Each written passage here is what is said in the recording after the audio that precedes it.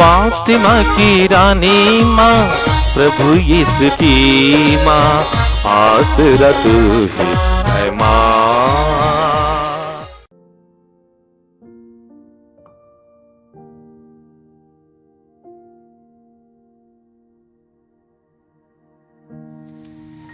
पहला पाठ नबी यशायाह का ग्रंथ, अध्याय 50, पद संख्याएं 4 से 9। प्रभु ने मुझे शिष्य बनाकर वाणी दी है, जिससे मैं थके मांदे को संभाल सकूं। वह प्रतिदिन प्रातः मेरे कान खोल देता है, जिससे मैं शिष्य की तरह सुन सकूं। प्रभु ने मेरे कान खोल दिए हैं। मैंने ना तो उसका विरोध किया और ना पीछे हटा। मैंने मारने वालों के सामने अपनी पीठ कर दी और दाढ़ी नोचने वालों के सामने अपना गाल। मैंने अपमान करने और थूकने वालों से अपना मुख नहीं छिपाया।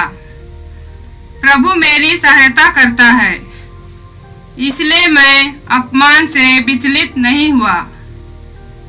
मैंने अपना मुख पत्थर की तरह कड़ा कर लिया। मैं जानता हूँ कि अंत में मुझे निराश नहीं होना पड़ेगा। मेरा रक्षक निकट है, तो मेरा विरोधी कौन?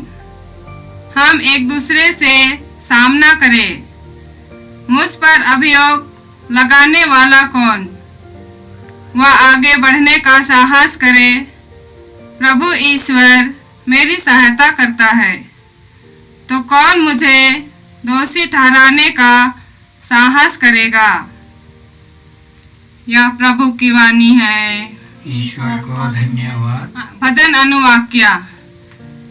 हे प्रभु, तू दयालु है, तू मेरी सुनने की कृपा कर। हे प्रभु, तू दयालु है, तू मेरी सुनने की कृपा कर। तेरे ही कारण लोग मुझे ताना मारते और मेरा उपहास करते हैं। तेरे ही कारण मेरे भाई मुझे पराया समझते हैं और मैं अपनी माता के पुत्रों में परदेसी सा बन गया हूँ। क्योंकि तेरे घर का उत्साह मुझे खा जाता है। तेरी निंदा करने वाले मेरी निंदा करते हैं। अनुवाक्य। हे प्रभु, तू दयालु है, तू मेरी सुनने की कृपा कर। हे प्रभु, तू दयालु है, तू मेरी सुनने की कृपा कर। मेरा हृदय अपमान से कुचल दिया गया है। मैं निराश हो गया हूँ। मैं व्यर्थ हमदर्दी की आशा करता रहा। मैं दिलासा चाहता था, किंतु वह मिला नहीं। उन्होंने मुझे भोजन के बदले विष खिलाया और प्यास बुझाने के लिए मुझे सिरका पिला दिया। अनुवाक्य। हे प्रभु, तू दयालु है, तू मेरी सुनने की कृपा कर। हे प्रभु, तू दयालु है, तू मेरी सुनने की कृपा कर। मैं गाते हुए ईश्वर की स्तुति करूंगा। मैं धन्यवाद देते हुए उसका गुणगान करूंगा। दीनहीन यह देखकर आनंदित हो उठेंगे। प्रभु भक्तों में न जीवन का संचार होगा, क्योंकि प्रभु दरिद्रों की पुकार सुनता है। वह अपनी पराधीन प्रजा का तिरस्कार नहीं करता। अनुवाक्य। हे प्रभु, तू दयालु है, तू मेरी सुनने की कृपा कर। हे प्रभु, तू दयालु है, तू मेरी सुनने की कृपा कर। जय घोष। हमारे राजा, तुझे प्रणाम। तूने ही हम पापियों से सहानुभूति दिखाई। प्रभु आप लोगों के साथ हो और आपकी आत्मा के साथ। संत मत्ती के अनुसार पवित्र सुसमाचार। हे प्रभु तेरी महिमा हो। अध्याय 26 पद संख्याएं 14 से 25 तक। 12 में से एक, जो यूदस इस्करियोती कहलाता था, महायाजकों के पास गया और उसने उनसे कहा, यदि मैं यीशु को आप लोगों के हवाले कर दूं तो आप मुझे क्या देने को तैयार हैं? उन्होंने उसे चांदी के 30 सिक्के दिए। उस समय से यूदस यीशु को पकड़वाने का अवसर ढूंढने लगा।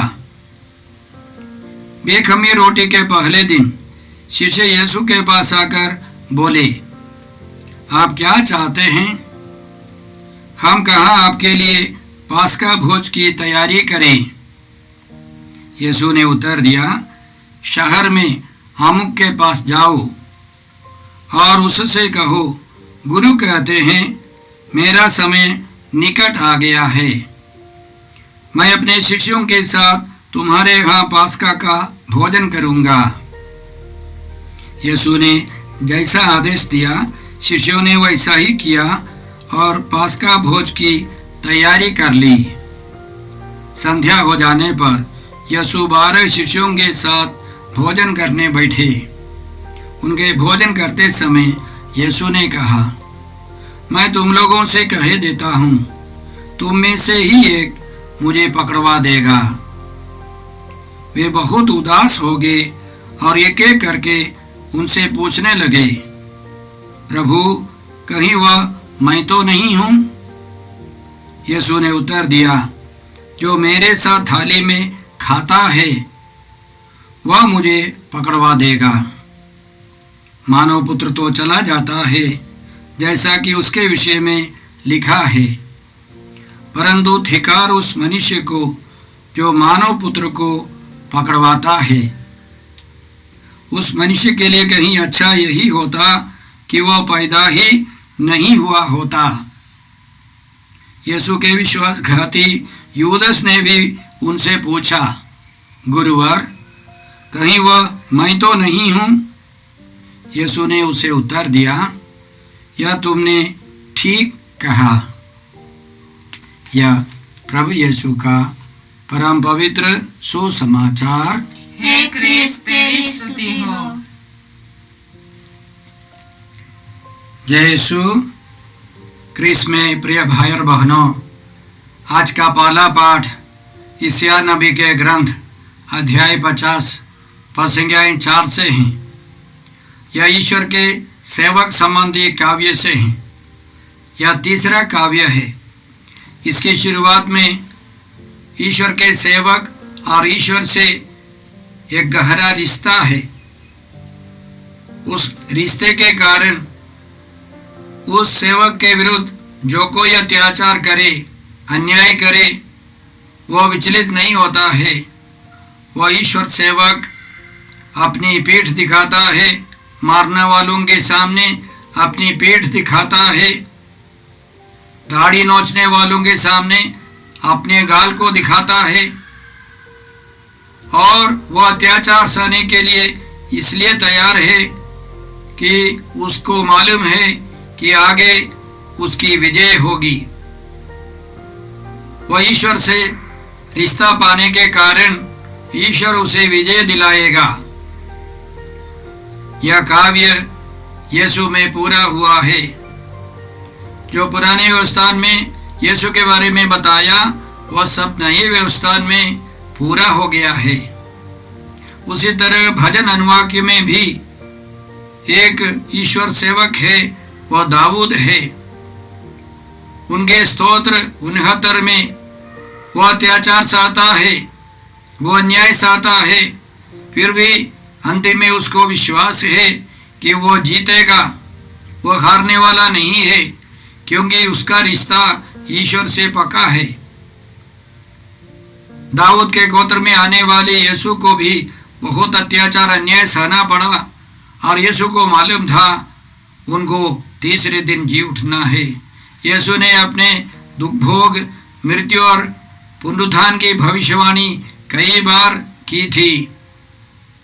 उनके शिष्यों को यीशु ने बताया था, मुझे बहुत दुख उठाना होगा, मुझे मरना होगा, लेकिन मैं तीसरे दिन जी उठूंगा। क्योंकि यह ईश्वर की योजना है।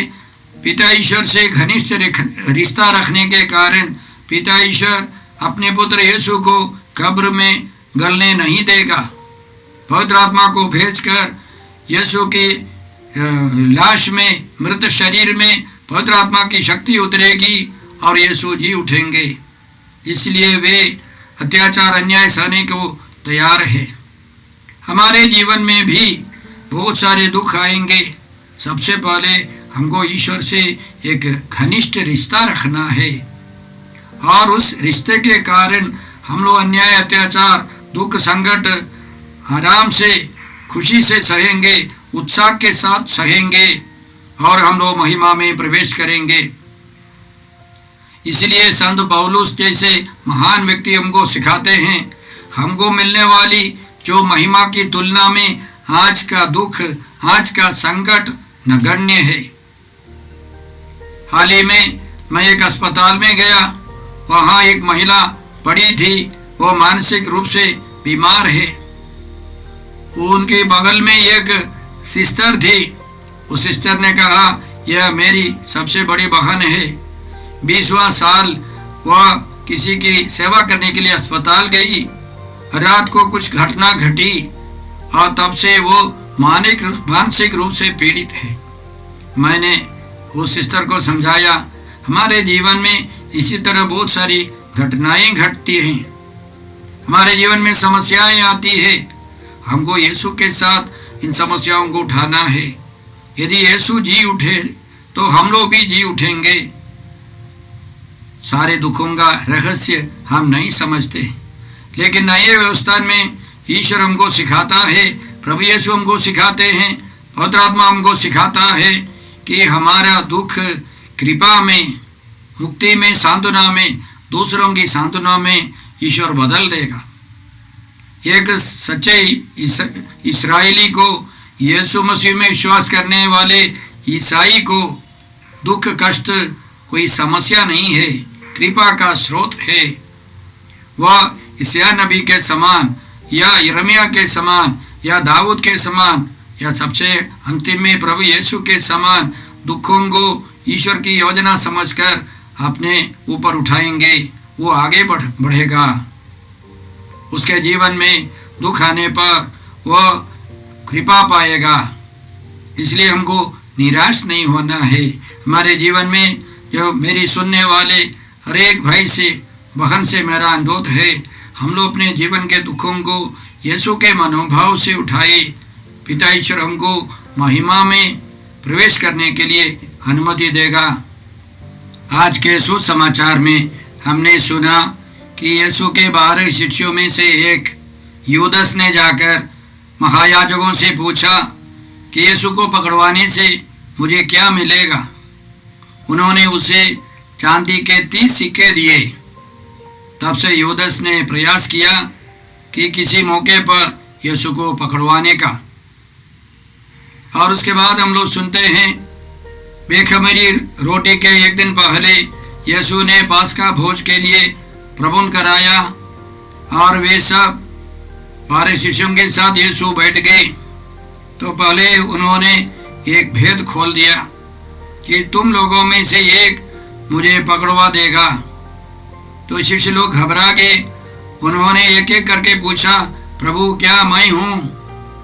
और यीशु ने सबसे पहले बताया, मेरे साथ थाली में भोजन करने वाला मुझे पकड़वा देगा। इसी तरह की एक घटना राजा दाऊद के जीवन में घटी है। सामुएल के दूसरे ग्रंथ अध्याय 15 में हम लोग पढ़ते हैं, दाऊद का सबसे गहरा मित्र अहीतोफेल वो जाकर अबसलोम के साथ मिल गया। दाऊद का बेटा अबसलोम राजा बन गया और विद्रोही राजा बन गया। तो वह अभिन्न मित्र अहीतोफेल दाऊद को छोड़कर अबसलोम के साथ गया। अबसलोम का सलाहकार बन गया। अहीतोफेल के बारे में हम लोग पढ़ते हैं सामुएल के दूसरे ग्रंथ अध्याय 16 पद संख्या 23 में इस प्रकार हम लोग पढ़ते हैं, उस समय अहीतोफेल का परामर्श ईश्वर की वाणी सदृश समझा जाता था। दाऊद और अबसलोम दोनों ही अहीतोफेल के सब परामर्श मूल्यवान समझते थे। वही अहीतोफेल अबसलोम के साथ गया और उसने दाऊद को धोखा दिया। उसने ऐसा परामर्श दिया अबसलोम को कि दाऊद को मार डालने का। दाऊद डर के मारे रोते हुए भाग गया और किद्रों नाला पार कर जैतून पहाड़ चढ़कर रोते हुए सिर पर कपड़े डालकर रोते हुए उसने प्रार्थना की। प्रार्थना इस प्रकार है, प्रभु अहीतोफेल की योजनाएं व्यर्थ कर, अहीतोफेल की योजनाएं व्यर्थ कर। दिल खोलकर रोते हुए उसने केवल एक वाक्य में प्रार्थना की। उसका परिणाम क्या निकला कि अहीतोफेल फेल हो गया, उसका परामर्श बेकार गया, वो निराश हो गया।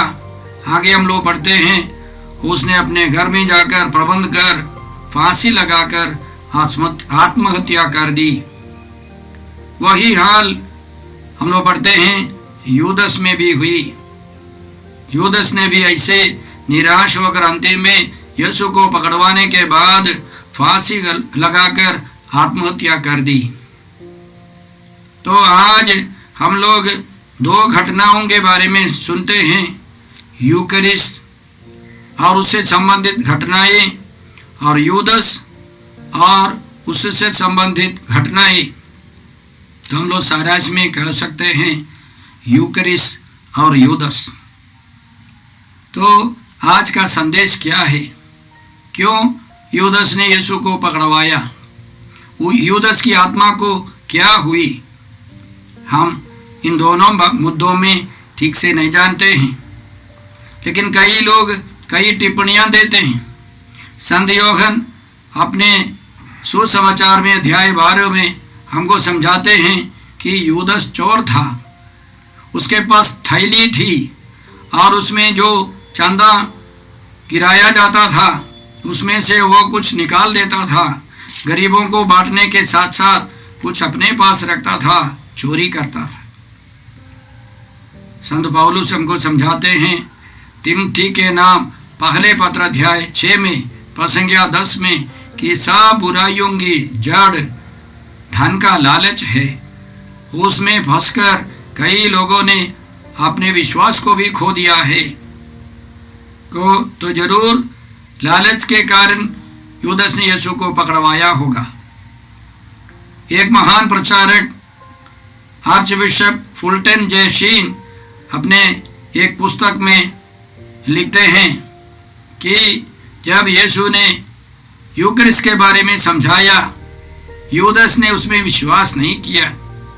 उस टिप्पणी के बाद, उस शिक्षा के बाद लिखते हैं, संत यूहन्ना लिखते हैं कि यूदस ने विश्वास नहीं किया और यीशु ने बताया तुम लोगों में एक शैतान है। और यूहन्ना की टिप्पणी है वह यूदस के बारे में लिखा है। तो आर्च बिशप फुलटन जे शीन का कहना है यूदस की पराजय लालच के पहले, उनकी पराजय की शुरुआत यूकरिस्ट में विश्वास नहीं था। परम पवित्र यूकरिस्ट के बारे में जब यीशु ने सिखाया, बहुत सारे यहूदी शिष्य पढ़े लिखे यहूदी चले गए यह कहकर कि कठोर शिक्षा है। वे विश्वास नहीं करते थे, वे ईमानदारी से चले गए। लेकिन यूदस ने विश्वास नहीं किया और यीशु के साथ नहीं छोड़ा।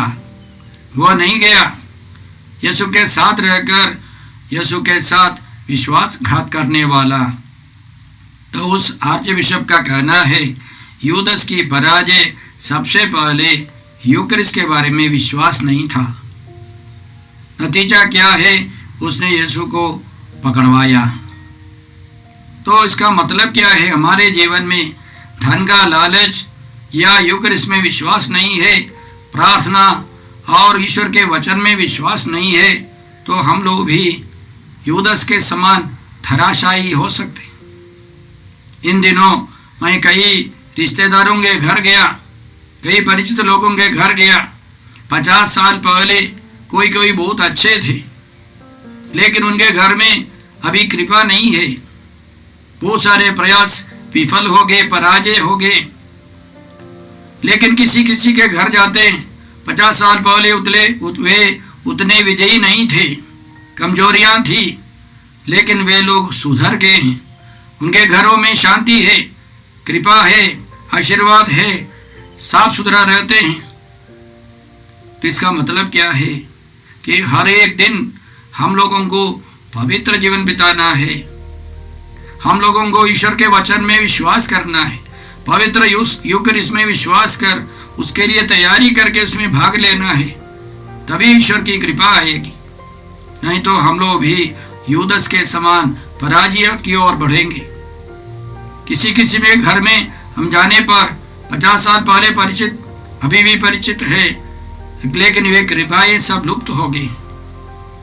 उनका जो मनोभाव, उनका जो आगे के जो दृष्टि है वो सब सीमित थी। अब वे सिकुड़ गए हैं, पराजय की ओर चले गए हैं। तो एक तरह हम लोग देखते हैं जो यूकरिस्ट में विश्वास करते हैं, जो ईश्वर में रिश्ता रखते हैं, धीरे धीरे वे प्रभु यीशु के प्रतिरूप में रूपांतरित हो जाते हैं, वो पवित्र आत्मा के शक्ति से, कृपा से। दूसरे कई लोग यूदस की ओर चले जाते, यूदस के समान पराजय की ओर चले जाते। हमको फैसला करना होगा। शादीशुदा जीवन बिताने वाले हो, हमारे जैसे एकस्थ जीवन बिताने वाले हो, हम सबों को यूदस को छोड़कर यूकरिस्ट की ओर आना है।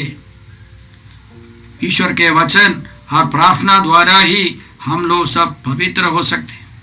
विशेष करके आने वाली पीढ़ी और पवित्र नहीं है तो हमारा वर्तमान जो जीवन है वो पराजय की ओर जाएगा। आइए हम लोग प्रार्थना करते हैं कि हम सब यूदस के समान नहीं, पवित्र यूकरिस्ट में विश्वास करने वाले अन्य 11 शिष्यों के समान जीवन बिता सके। हे पिता ईश्वर, हे प्रभु यीशु, हे पवित्र आत्मा ईश्वर, हम लोग पुण्य सप्ताह में प्रवेश कर चुके हैं। हम सबों को 11 शिष्यों के समान पवित्र यूकरिस्ट में विश्वास दे, उसकी तैयारी करके उसमें भाग लेकर प्रभु यीशु को हम लोग योग्य रीति से ग्रहण कर पवित्रता की ओर बढ़ सके। हम ये प्रार्थना करते हैं प्रभु क्रिस्त के द्वारा, आमीन। हमारे प्रभु यीशु क्रिस्त की कृपा, ईश्वर का प्रेम और पवित्र आत्मा का साहचर्य आप सबों को प्राप्त हो, आमीन। जय यीशु क्रिस्त में प्रिय भाई और बहनों, प्रभु यीशु ने हमें आदेश दिया है संसार के कोने कोने में जाकर सारी सृष्टि को सुसमाचार सुनाओ। सुसमाचार सुनने के लिए और सुनाने के लिए एक अच्छा मौका है। आप कृपया इस चैनल का सब्सक्राइब करें, लाइक करें, शेयर करें, बेल आइकन दबाएं ताकि यहाँ की नई वीडियोस की सूचना आपको मिलती रहेगी। साथ साथ आप दूसरों को भी प्रेरणा दें इसका सब्सक्राइब करने के लिए। याद रखें, कल के मिसा के दैनिक पाठ और उस पर टिप्पणियाँ आज ही दोपहर के बाद हम लोग अपलोड करते हैं। कृपया आज ही उसको सुनकर कल की तैयारी करें। प्रभु यीशु आपको और आपके परिवार को 100 गुनी आशीष देंगे। जय यीशु।